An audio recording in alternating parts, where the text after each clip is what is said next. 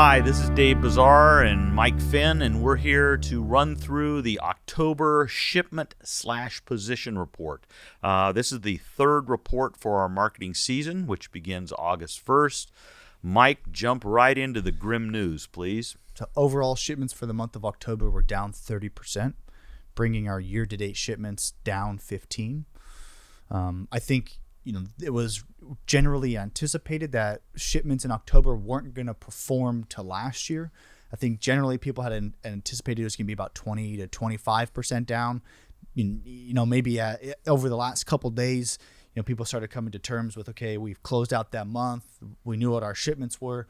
And so I think we kind of triangulated a little bit into 30% down, but maybe it wasn't generally expected. You were hoping it was going to be less than 20, but hope doesn't get you very far. Right. And for context, October is our largest, typically month, has been forever, of the year. Yeah, we shipped 310 million pounds last year, was a huge record, and this year we shipped about 217.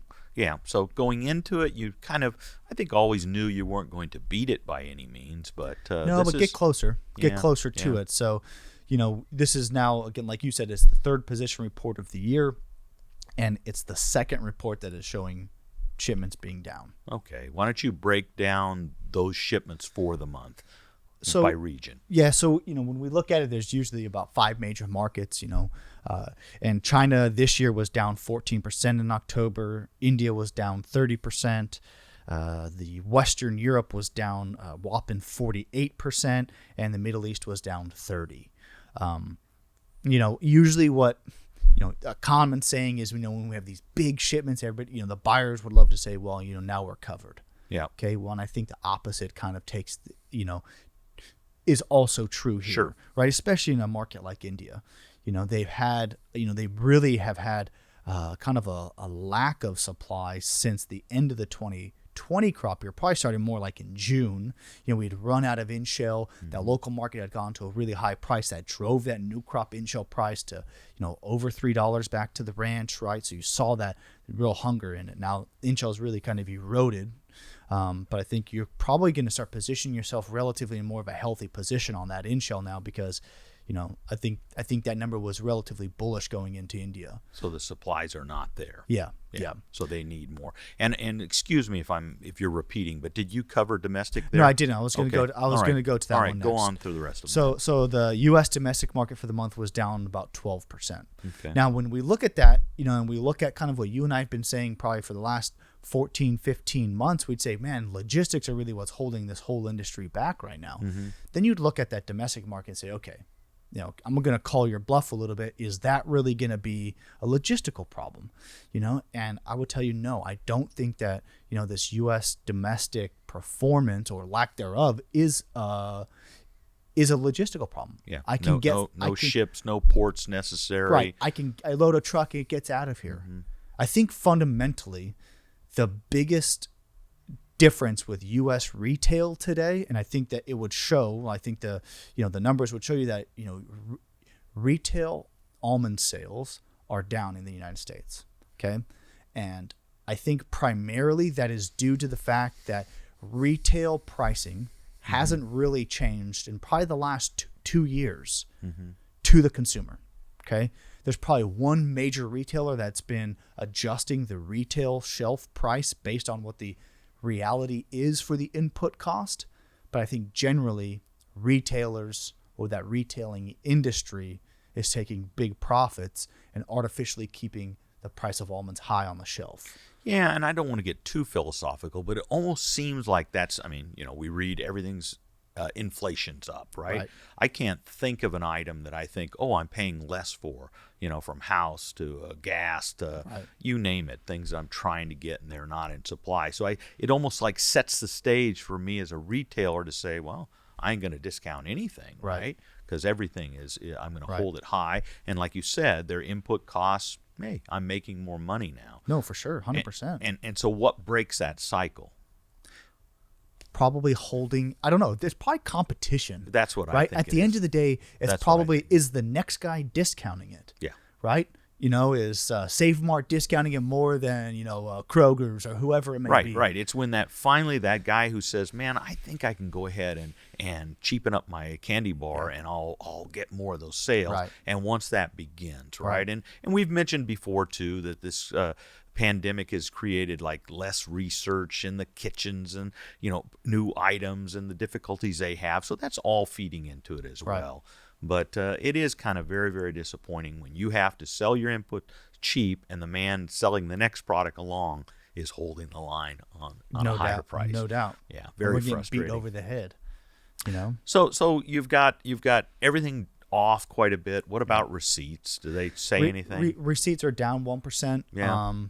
Is that indicative of a crop size so far? Maybe, maybe not. Yeah, we've been saying over and over, you're going to have to wait till January. Right. So I don't know if you can really dig into that one very much. The industry sold about 244 million pounds of new sales in the month of October, which was slightly behind the 249 or 250 million pounds we sold last year in October.